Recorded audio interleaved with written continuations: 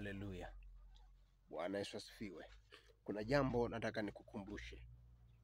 Usije ukasahau kwamba tuko katika ulimwengu ambao adui hajawahi kufurahia kuona mtu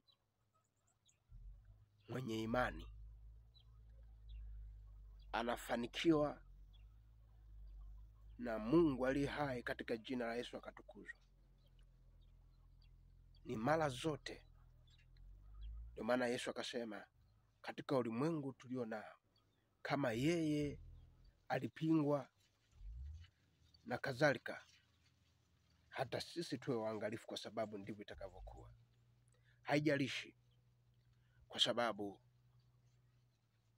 kuna roho mbalimbali za upinzani zinazolenga kukwamisha mipango ya Mungu. Kama ni ndivyo, maana yake katikati ya maisha yako, katikati ya bidii zako, katika kazi zako na kadhalika, adui ana mpango wa kulenga kukukwamisha, na ili adui akukwamishe, anahakikisha anasimama mbele yako kuzuia katika njia ambazo utapita ili kusonga mbele.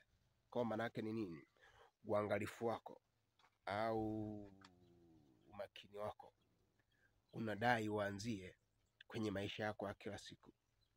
Chunga sana watu ambao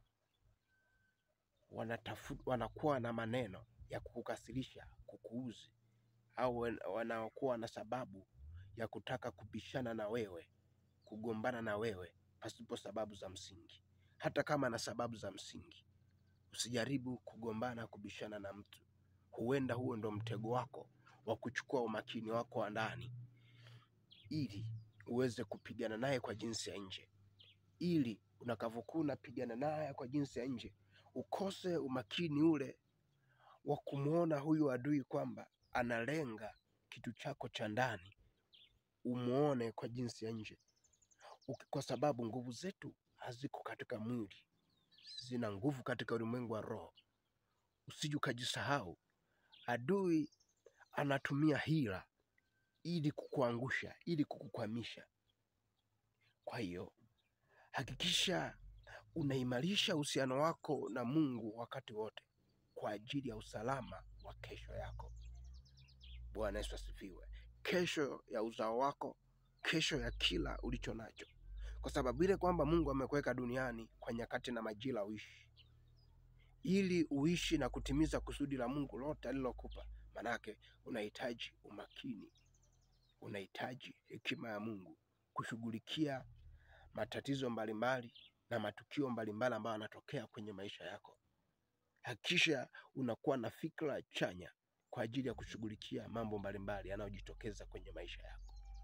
Kwa nini? Kwa sababu adui anatumia yale yanayokuzunguka ili kukuangamiza.